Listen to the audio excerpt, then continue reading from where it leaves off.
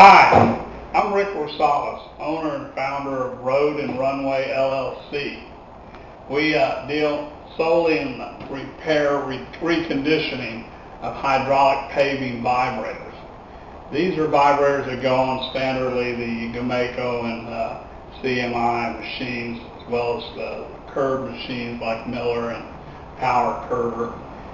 But the people that make highways and runways, hence the name road and runway, very select clientele, because all we do is Minnech and Wyco hydraulic paving vibrators.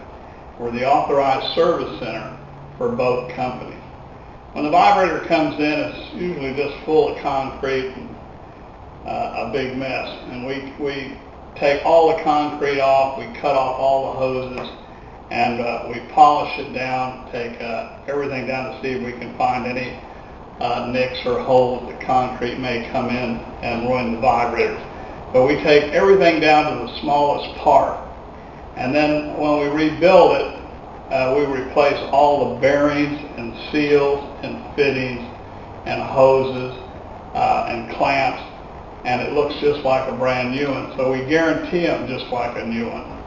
The motor first is tested on our slippage machine over here, and I think we're the only ones, repair centers other than the factory, that test the slippage of a motor.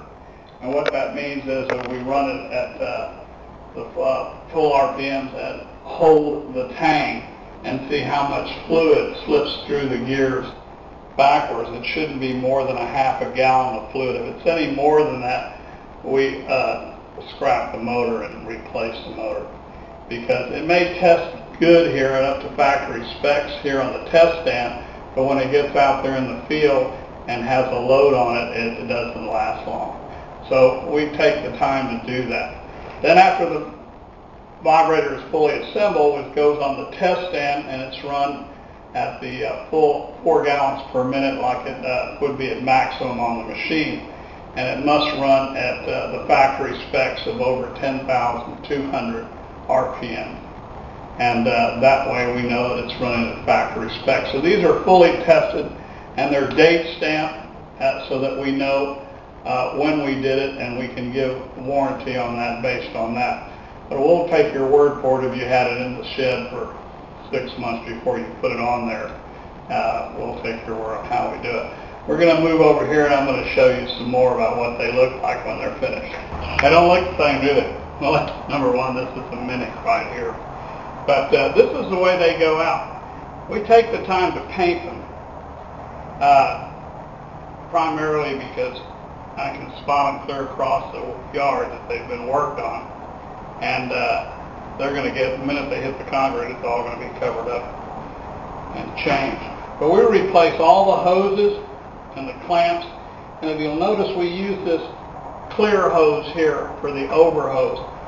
The reason for this is so that you can see if there's any leakage while it's on the machine before it becomes critical. You'll be able to see that the vibrator is leaking. Things that cause that is the seal blows. If it starts running slow, it's because the nose gets full of hydraulic oil and it starts running slower and impedes the performance. Nor typically Minnech vibrators use the 3 isolator type of system, but we found that these break right here in the middle, so every chance that I get when the vibrator comes in, it goes back out with a solid isolator. I don't have failures with these. And same thing with the Wyco. This is the old style Wyco with the 4 isolators, and we don't use this anymore. They come in like this. We try to convert them over to the new style that takes a 2-bolt solid isolator underneath that. You're going to get the performance and usage out of it that you need, instead of having to stop your machine because of the isolator twisting off or breaking. We really check the noses to see they're worn and replace the noses as necessary.